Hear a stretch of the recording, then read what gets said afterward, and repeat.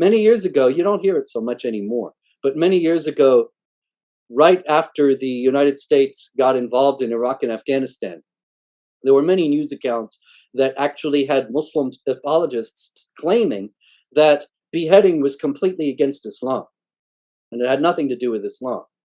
But this was, once again, as is so often the case, based on counting on the ignorance of the audience, not to be able to understand that they were being deceived.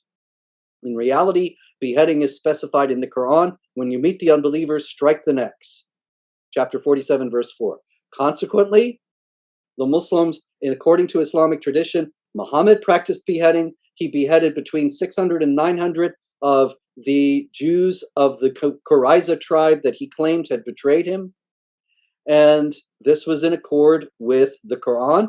Then in accord with the example of Muhammad and the Quran, you have beheading whenever there is a conflict between Muslims and non-Muslims. You see this all the time. As a matter of fact, just this morning, before beginning this program, I was reading a news article about the protests in Kazakhstan that you may have heard about. And 12 policemen were killed by the protesters. One of them was beheaded. And when you see a story like that, it is absolutely a direct result of the example of Muhammad. And of course, that's just one very small example of hundreds and thousands of such stories from all over the world that can be adduced in this connection. Muhammad also taught that anyone who leaves Islam is to be killed. Whoever changes his religion, kill him. As a result of that teaching, which is also continued and taught by all the schools and the schools of law and the various sects of Islam, they all still teach whoever changes his religion, kill him. Those who leave Islam are under an immediate death threat. And you can look at what has happened with Wasim Rizvi since he left Islam and all the inundation of death threats that he has received. This is because of Muhammad. Every bit of the activity that you can see from Muslims in the modern world today can be traced directly back to the example of Muhammad. Consequently, this is the primary responsibility of non-Muslim governing officials, law enforcement officials, and intelligence officials. If they want to deal with this problem adequately, they have to confront the fact that these values are what are being taught in mosques all over the world. Because Muhammad, as the excellent example, is still being taught everywhere. It's just as a matter of course. Every religion is going to teach what it teaches, and this is what Islam teaches. But there is tremendous, almost universal denial about this. And every non-Muslim politician in the West, from Merkel, who is no longer Chancellor of Germany, but I'm sure that her successor is just as bad, Macron in France, Boris Johnson in the UK, certainly Joe Biden, and all their predecessors, with the arguable exception of Trump, but not the complete exception of Trump. Every last one of them teaches, and the Pope as well, and every Western authority teaches that Islam is a religion of peace that has nothing to do with terrorism. I'm sure this is true also in India. Every non-Muslim state seems to be absolutely fanatically committed to the idea that Islam is peaceful.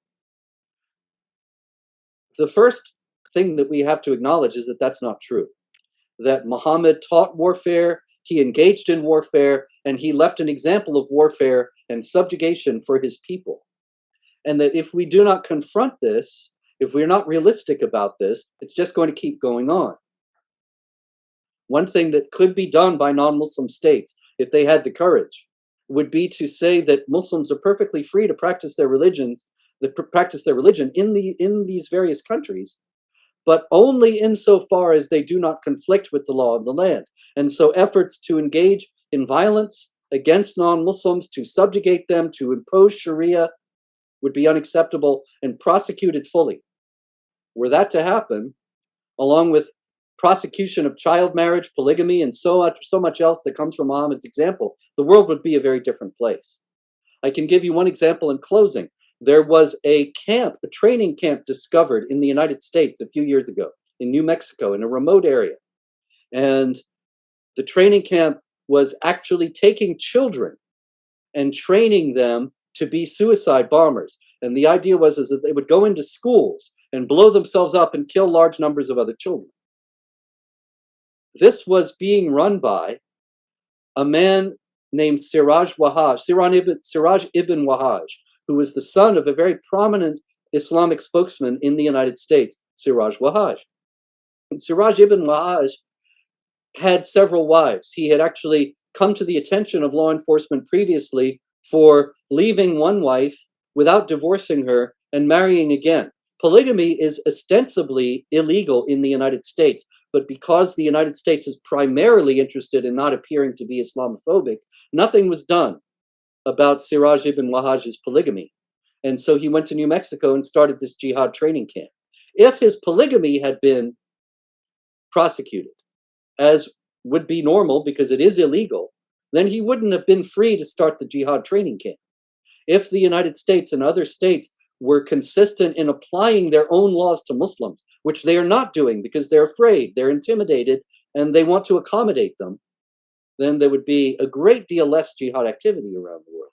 But that is unfortunately just the opposite of what is happening. It's not just money either. The Quran in chapter 9, verse 14 and 15, it says, "Fight them, and Allah will punish them by your hands."